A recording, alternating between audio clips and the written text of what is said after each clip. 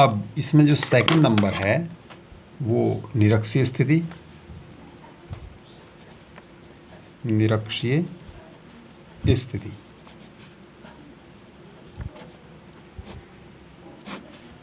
में जो है चुंबकीय क्षेत्र, ये चुंबक जो है चुंबकीय द्विध्रुव है या छड़ चुंबक है, तो उसकी जो निरक्षीय स्थिति है उसमें हम चुंबकीय क्षेत्र ज्ञात कर रहे हैं। ये भी मैं आपको उसी प्रकार से जैसे वैद्युत क्षेत्र हमने निकाला था वैद्युत द्विध्रुव के कारण, सेम वैसे ही निकाल करके दिखाऊंगा। ये कोई चुंबक है, ये इसका ये S ध्रुव है और इधर ये N ध्रुव है। मैंने आपको बताया था कि इनके जो बीच की दूरी है वो 2L है। ये मध्य बिंदु है तो इधर L हुआ, इधर L हुआ। अब इसके मध्य बिंदु से जो लंब अर्धक है वो यहाँ कहीं होगा, इस प्रकार से ये है। तो और जो इसका लंब अर्धक है उसी पर ये कोई बिंदु P है यहाँ, ये। अब आप इसमें देख लीजिए, सेम उसी प्रकार से ये जो यहाँ है N के कारण चुंबकीय क्षेत्र जो है मान लिया B1 है, जो उत्तरी ध्रुव है उसके कारण B1 है ये चुंबकीय क्षेत्र, उसकी दिशा ये हो जाएगी, N से दूर होती है। और जो S है इसके कारण जो दिशा होगी वो इस प्रकार से होगी, B2, ये मान लिया B1 है और ये B2 है। जो N ध्रुव है उसके कारण बिंदु P पर चुंबकीय क्षेत्र B1 है और जो S ध्रुव है इसके कारण बिंदु P पर चुंबकीय क्षेत्र B2 है।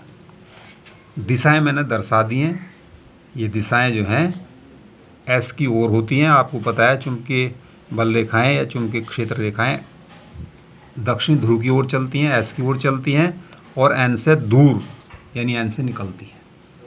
तो इस प्रकार से ये जो आपको ये भी पता है कि हम जो बिंदु O से दूरी लेते हैं वो R लेते हैं। ये R है, ये L है। मान लिया ये कोण थीटा है, ये कोण थीटा है, क्योंकि लंब अर्धक पर ये पॉइंट है और ऐसी स्थिति में ये और ये दोनों बराबर होंगे। ये कोण थीटा है तो ये कोण भी थीटा ही होगा, ये समद्विबाहु त्रिभुज होगा। अब इसका जो मान है जो NP है, NP का मान पाइथागोरस प्रमेय से जो NP है वो हो जाएगा √R² + L²। और ये जो SP है ये भी इसके ही बराबर हो जाएगा। इनकी दूरियों की हमें आवश्यकता पड़ेगी। एक दूसरा आप यहीं अभी ये भी निकाल लें कि जो हमें ज़रूरत पड़ेगी इसकी कोस थीटा। जो कोस थीटा है, कोस थीटा बराबर होता है आधार बटा कर्ण। आधार इसका ये हो जाएगा, ये त्रिभुज अगर आप लेंगे समकोण त्रिभुज कोई सा भी ले लें, ये या ये कोई सा भी आप ले सकते हैं, तो कोस थीटा बराबर हो जाएगा आधार अपॉन कर्ण। तो आधार तो इसका L है और कर्ण √R² + L² है। ये वाला ये हमने निकाल लिया यहाँ। इसे आप लिख सकते हैं कोस थीटा बराबर L/R² + L² 1/2। रूट का मतलब है 1/2 आधी पावर। तो ये उसी प्रकार से जो चुंबक है निर्वात में या वायु में रखा हुआ है। चुंबक की जो प्रबलता है ध्रुवों की वो M है, वही सेम ध्रुव प्रबलता, ध्रुव की प्रबलता, दोनों ध्रुवों की जो प्रबलता है वो M है। OP बराबर R और जो एस एन है, ये दूरी 2L के बराबर है। तो जो एस ओ है ये बराबर एन ओ, दोनों बराबर होंगे। ये भी एल है और ये भी एल है। और ये मैंने लिख दिया एन पी और एस पी दोनों √r² प्लस L² के बराबर होंगे। अब जो ध्रुव एन है, जो उत्तरी ध्रुव है, उत्तरी ध्रुव एन के कारण बिंदु P पर चुंबकीय क्षेत्र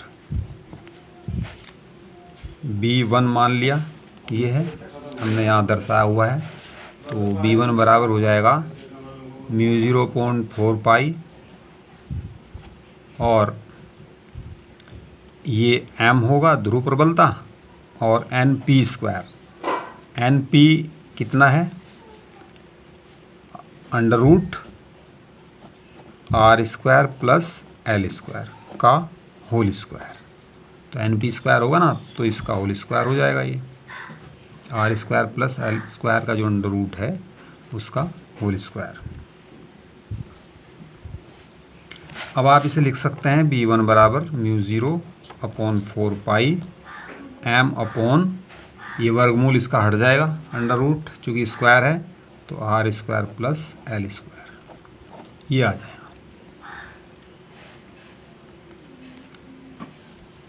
दिशा आप यहाँ देख रहे हैं NP, यानी N से P की ओर। अब जो दक्षिणी ध्रुव है, दक्षिणी ध्रुव S के कारण बिंदु P पर चुंबकीय क्षेत्र, इसे हमने B2 मान रखा है। तो B2 बराबर हो जाएगा, सेम यही आएगा, क्योंकि दूरी यही है। NP और SP दोनों बराबर दूरियां हैं, तो ये यही आ जाएगा μ0/4 पाई m/r² प्लस L²। और जो दिशा है, इसकी दिशा क्या है? PS, यानी यहाँ आप देख रहे हैं ये दिशा इसकी P से S की ओर है। ये S ध्रुव है, ये N ध्रुव है, यहाँ N से P की ओर है दिशा B1 की। ये मैंने यहाँ लिख दी है। अब देखो, ये जो है इसकी दिशा अलग है, इसकी दिशा अलग है, ना तो ये एक दिशा में है, ना ये विपरीत दिशा में है। तो हम क्या करते हैं, हम इनके घटक करते हैं। इसका जो घटक है, जो समकोणिक घटक है, वो मैंने वीडियो में जो 11वीं क्लास की वीडियो है उसमें बताया हुआ है कि इस प्रकार से हम किसी वेक्टर के घटक करते हैं। उसकी वीडियो हमने बनाई हुई है, उसमें आप देख सकते हैं। तो ये जो B1 है, अगर ये कोण थीटा है तो ये कोण भी थीटा होगा।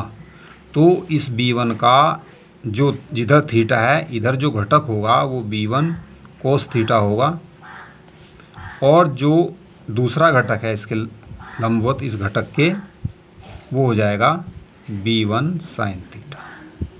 ये घटक इस प्रकार से घटक हो जाएंगे। इसी प्रकार हम दूसरे का भी, ये जो B2 है, इसका भी घटक कर लेंगे। तो ये थीटा होगा, ये वाला, चूँकि ये थीटा है तो ये भी थीटा होगा, एकांतर कोण है। तो अगर ये थीटा है तो इसका ये वाला जो घटक है वो हो जाएगा B2 cos थीटा, और जो ये वाला है इसके लंबवत जो घटक है ये हो जाएगा B2 sin थीटा। अब आप यहाँ देख रहे हैं कि ये जो B1 sin थीटा है, B2 sin थीटा है, ये दोनों बराबर और विपरीत दिशा में है, क्योंकि B1 और B2 के जो मान हैं वो यहाँ आप देखो बराबर हैं, ये और ये दोनों बराबर हैं। तो B1 sin थीटा और B2 sin थीटा का मान बराबर होगा, और आप देख रहे हैं इनकी दिशा विपरीत है, इसलिए ये निरस्त हो जाएंगे, कैंसिल हो जाएंगे। जो सदिश है, जो वेक्टर हैं, वो इस प्रकार के कैंसिल हो जाते हैं। तो B1 sin थीटा जो घटक हैं, घटक B1 sin थीटा व B2 साइन थीटा बराबर व विपरीत दिश होने के कारण निरस्त हो जाएंगे, कैंसिल हो जाएंगे, निरस्त हो जाएंगे। और आप देख रहे हैं जो B1 cos थीटा तथा B2 cos थीटा, जो B2 cos थीटा ये वाला B1 cos थीटा और B2 cos थीटा, ये एक ही दिशा में है, दोनों बराबर होंगे और एक ही दिशा में होंगे। तो चूंकि एक दिशा में वेक्टर हैं तो वो उनका जो परिणामी है वो उन्हें जोड़ने पर आ जाता है। तो एक ही दिशा में होने के कारण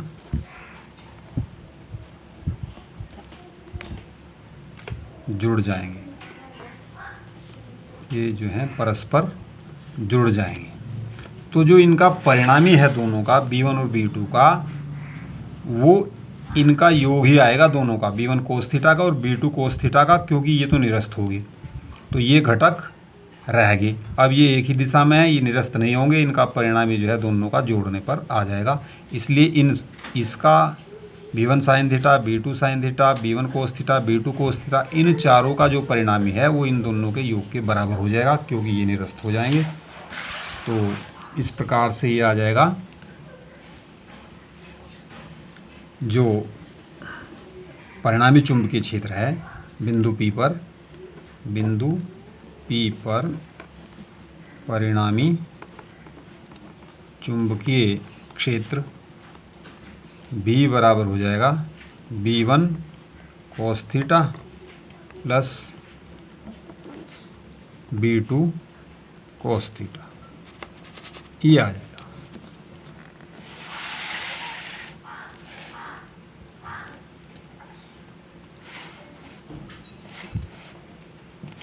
आप इनकी मान रख दीजिए। B बराबर हो जाएगा, B1 का मान है μ0/4 पाई और m/r² plus l²। cos theta यहाँ है, प्लस B2 का मान भी यही है μ0/4 पाई m/r² प्लस l²। ये μ0/4 पाई m, ये m ये दोगुना हो गया, ये भी यही है और ये भी ये, तो दो गुना हो गया। तो ये हो जाएगा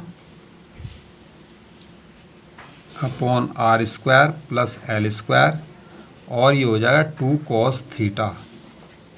यानी ये दो पद समान है तो ये दोगुना हो जाएगा। यहाँ भी cos थीटा है, ये छूट गया था, तो ये बराबर है दोनों, तो दोनों को जोड़कर दुगुना हो जाएगा। अब cos थीटा का मान रख दो। cos थीटा का मान हमने निकाल लिया है। क्या है cos थीटा का मान? μ0/4 पाई m/r² प्लस l², ये हुआ, और ये 2 है। और cos थीटा का मान हमने पहले निकाल लिया था, ये l/r² प्लस l², ये l² है की पावर 1/2। तो यहाँ यही लिख दीजिए l/r² प्लस l² की पावर 1/2, आधी पावर है, यानी अंडर रूट है। इसे सोल्व कीजिए, μ0/4 पाई, और आप देख रहे हैं m और गुणा 12, ये फिर वही आ गया है। इसका मान होता है जो चुंबकीय आघूर्ण है कैपिटल M, ये उसके बराबर होगा। यहाँ हम लिख देते हैं कैपिटल M × 2l, और ये r² प्लस l² की एक पावर तो ये है और आधी पावर ये है, 3/2 पावर होगी। तो r² प्लस l² की पावर 3/2, ये आ जाएगा। यदि चुंबक की लंबाई बहुत कम हो तब जो L² है वो बहुत छोटा होगा R² से, इसलिए जो L² है वो R² की तुलना में नगण्य होगा और इसे हम छोड़ देंगे। जैसा हमने पहले किया था उसी प्रकार से हम छोड़ देंगे इसको। तो B बराबर हो जाएगा μ0/4 पाई m/R² की पावर 3/2। 2 से 2 कैंसिल हो जाएगा, तो ये आ जाएगा B बराबर μ0/4 पाई m/R³।